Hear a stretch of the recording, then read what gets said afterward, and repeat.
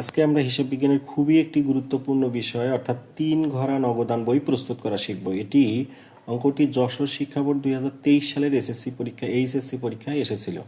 এখানে দেখো 3 ঘরা নগদান বই প্রস্তুতের জন্য ঘর অঙ্কনটি প্রাথমিকভাবে একটু জটিল মনে হলেও খুব সহজেই মনে রাখতে পারবে যদি তোমরা আমার এই ভিডিওটি পুরোটা দেখো। এখানে বলছে যে 3 ঘরা নগদান বই মনে রাখবে যে এখানে 60টি কলাম হবে।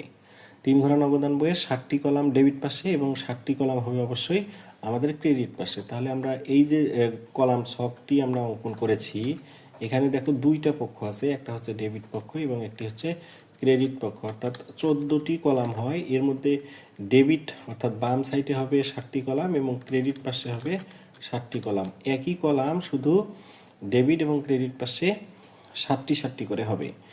এখন আমরা 3 ঘরা কী করতে বলছে দেখো, নগদান বই প্রস্তুত। মনে রাখবে নগদান বই প্রস্তুতের ক্ষেত্রে খুবই গুরুত্বপূর্ণ বিষয় হচ্ছে নগদান বই প্রস্তুতিতে এখানে যতগুলো লেনদেন আছে সবগুলো লেনদেন কিন্তু এই নগদান বইয়ে হিসাবভুক্ত হবে না। কী জন্য হবে না? এখানে অঙ্কের আর মূল বিষয় হচ্ছে নগদান বই। তার মানে এই অঙ্কের মধ্যে যে লেনদেনগুলো শুধুমাত্র নগদে হয়েছে সেই লেনদেনগুলোই আমাদের এই নগদান বইয়ে হিসাবভুক্ত হবে। তাহলে চলো দেখি, শুরু করি আমরা আজকে। দেখো প্রথমে শুরু করি, দেখো এখানে 1 জুন 2022 সালের 1 জুন তারিখে জামালের নগদ উদ্বৃত্ত 40,000 টাকা এবং কি বলছে কি ব্যাংক জমার ক্রেডিট উদ্বৃত্ত। এখানে উদ্বৃত্ত কিন্তু দুইটা থাকতে পারে, একটা হচ্ছে ক্রেডিট উদ্বৃত্ত আর একটা শুধু উদ্বৃত্ত বা ডেবিট উদ্বৃত্ত। তাহলে এখানে যেহেতু আমাদের ক্রেডিট উদ্বৃত্ত আছে তার মানে এটি দায়। উদ্বৃত্ত ছিল 10,000 টাকা। এটা নিয়েই এনার ব্যবসা শুরু হয়। এখন আমরা তারিখে আসি। দেখো এখানে প্রথম যে তারিখটি আছে, এখানে এই সালটি গুরুত্বপূর্ণ। অঙ্কের সাল আমরা দিলাম 2022। 2022-এর পর বলছে যে জানুয়ারি 1 আমরা প্রথম দেই যে জানুয়ারি 1। এই জানুয়ারি 1-এ বলছে কি দেখো, বলছে জানুয়ারি না, এটা হচ্ছে আমাদের জুন মাসের অঙ্ক। তাহলে জুন 1-এ এখানে বলছে যে প্রথমেই কি করতে হবে এই নগদান বই প্রস্তুতির ক্ষেত্রে, এখানে যে প্রারম্ভিক উদ্বৃত্তটা থাকবে সেটা আগে এই নগদান বইয়ে স্থানান্তর করতে হবে। তাহলে এখানে আমরা প্রথমেই ব্যাংক জমার উদ্বৃত্তটা স্থানান্তর করব।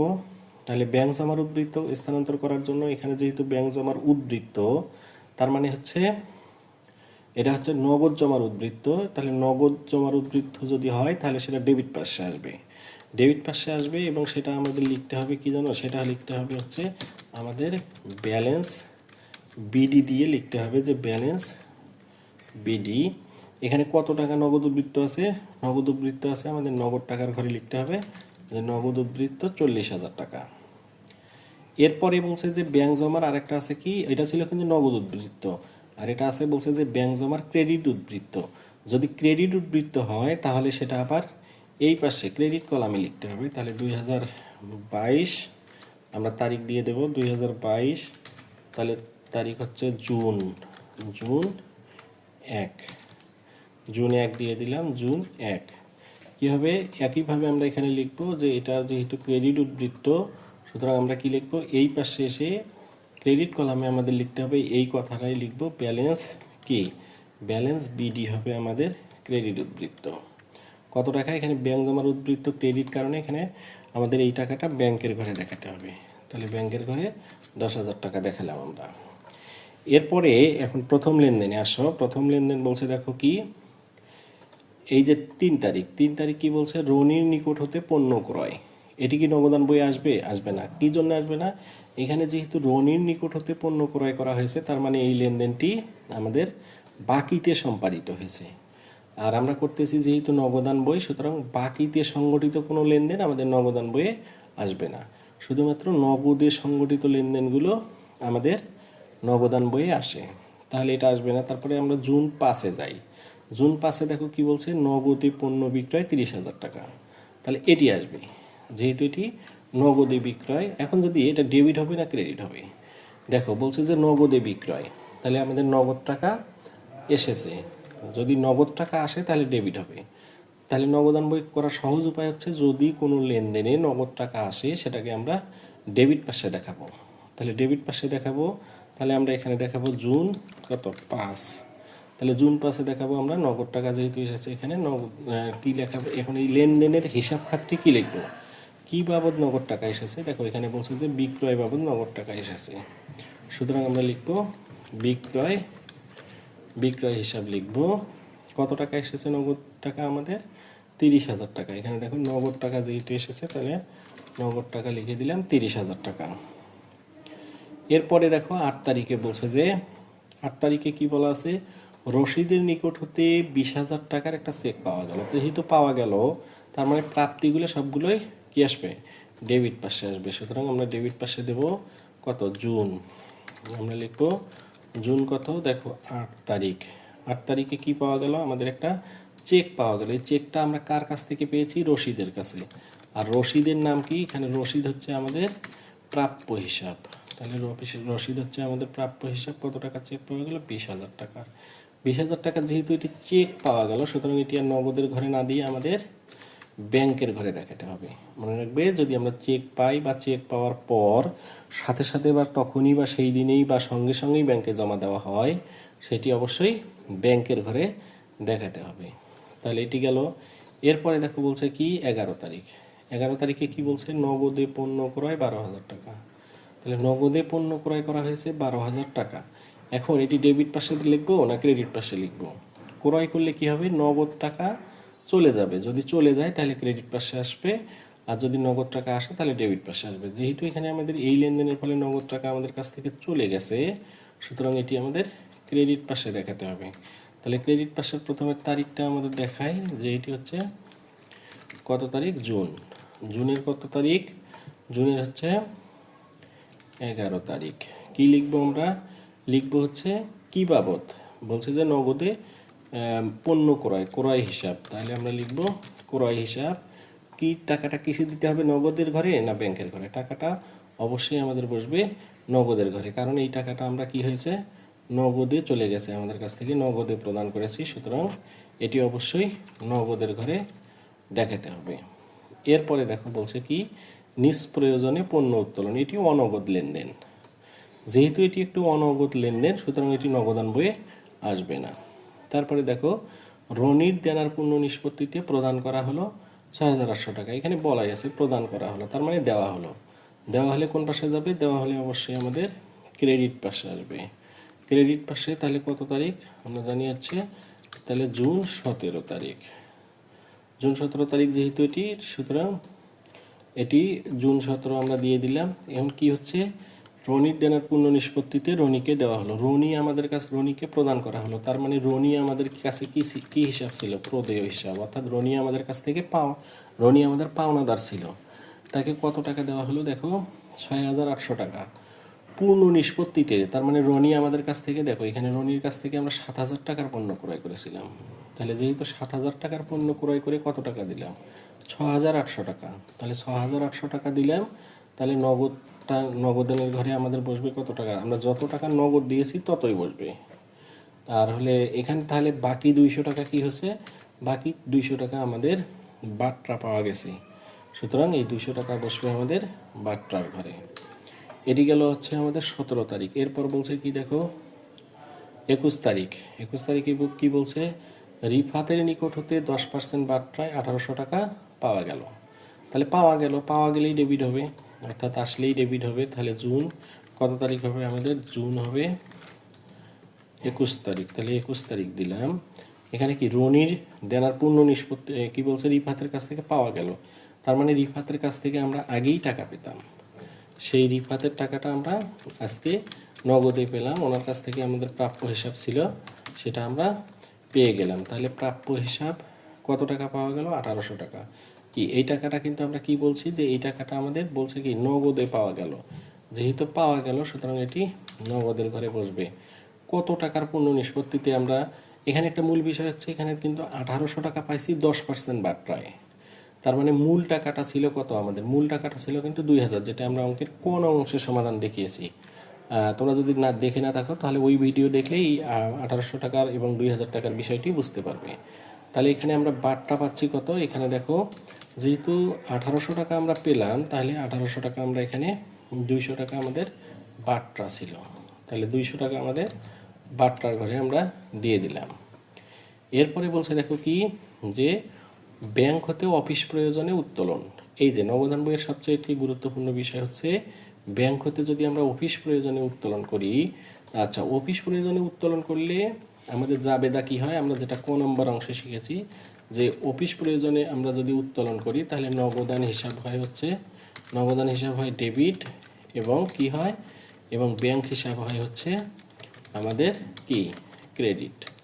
তাহলে নগদান হিসাব ডেবিট হয়, তার মানে এই যে দেখো নগদান হিসাব কি হয়, ডেবিট হয়। আমরা নগদান করতেছি, তাহলে নগদান হিসাব ডেবিট লিখবো আমরা এখানে। তাহলে কত তারিখ বলছে, যে এটি হচ্ছে আমাদের জুন 28 তারিখ।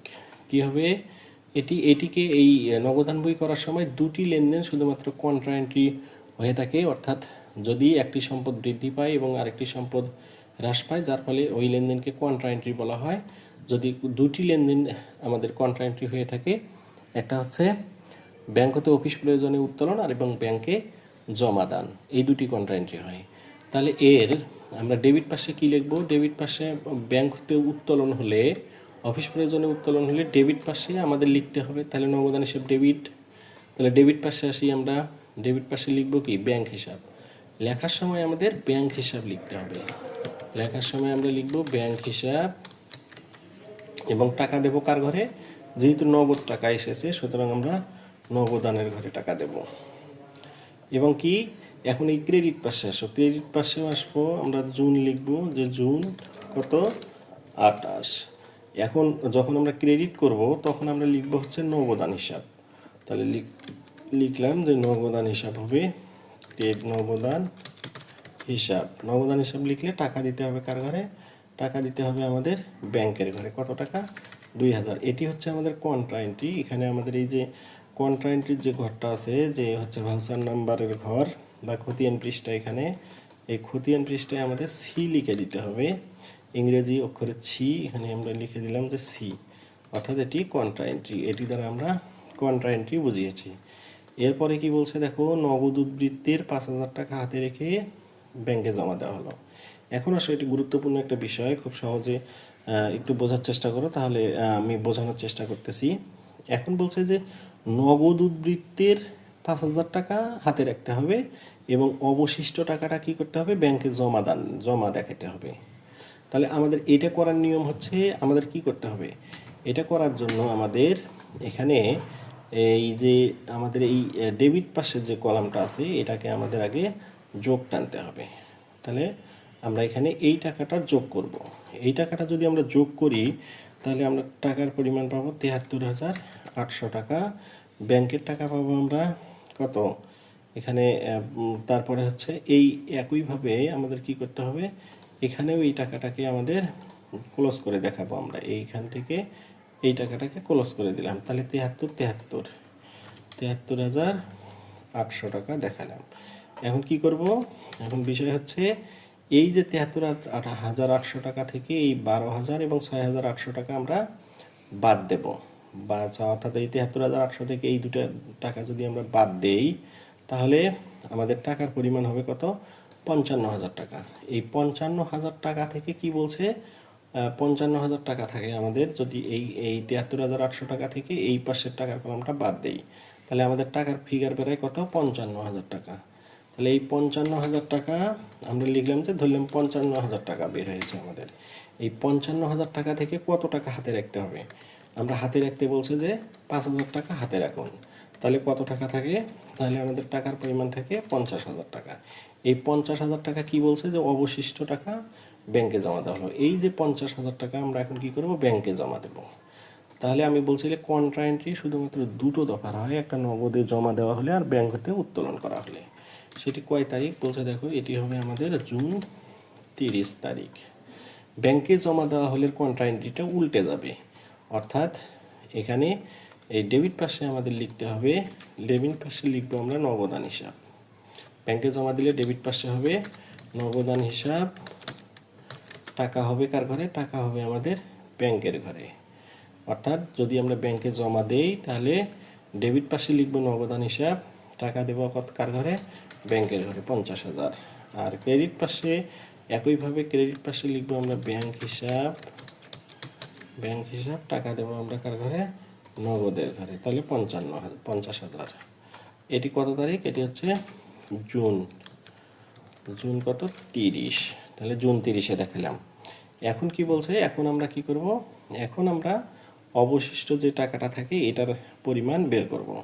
এখন কি করতে হবে, তাহলে এখানে আসো, এখানে আসার পর আমাদের জুন 30 দিতে হবে তারিখের ঘরে। অবশ্যই এখন আমাদের হাতে কত টাকা থাকবে সেটা বের করতে হবে। লেনদেন শেষে নগদ টাকা কত থাকবে সেটা বের করতে হবে। সেটা বের করার জন্য এখানে আমাদের অবশ্যই টাকা বের হবে, কারণ আমরা টাকা হাতেই রেখেছি, সুতরাং আমাদের টাকা আছে, আমরা নিঃসন্দেহে বলতে পারি টাকা আছে। তাহলে এখন কি করব, এই 73,800 থেকে এই 3টা টাকা যদি আমরা বাদ দিই, ওই হাতে রাখার 5,000 টাকা আমাদের এখানে উদ্বৃত্ত থেকে যাবে।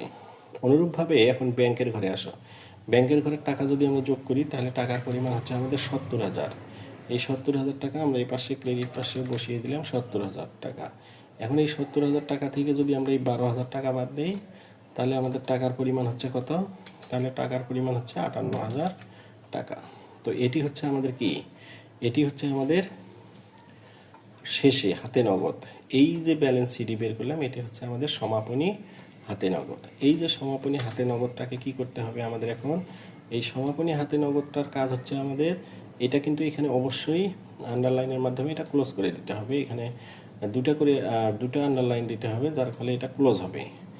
এখনকার সর্বশেষ কাজ কি, এই যে আমরা হাতে বের করলাম যে আমাদের হাতে নগদ আছে 5,000 টাকা এবং ব্যাংকে উদ্বৃত্ত থাকলো 58,000 টাকা, এটাকে কী করতে হবে, এটাকে পরবর্তী মাস, এখানে আমরা কি মাসের অঙ্ক করতেছি, জুন, জুনের পরবর্তী মাস হচ্ছে আমাদের কি জুলাই, জুলাই 1-এ, জুলাই 1-এ কী করতে হবে, এই জুলাই 1-এ এসে এটাকে আবার ব্যালেন্স আকারে রেখে দিতে হবে। তাহলে এটা হবে ব্যালেন্স আমাদের বিডি, ব্যালেন্স বিডি কত টাকা, নগদ টাকা আমাদের বের হয়েছিল কত, নগদ টাকা আমাদের বের হয়েছে এখানে কত 5,000 টাকা, তাহলে 5,000 নগদ, এবং ব্যাংকের ঘরে টাকা বের হয়েছে কত, ব্যাংকের ঘরে আমাদের টাকা বের হয়েছে 58,000 টাকা। এটি হচ্ছে আমাদের 3 ঘরা নগদান বই।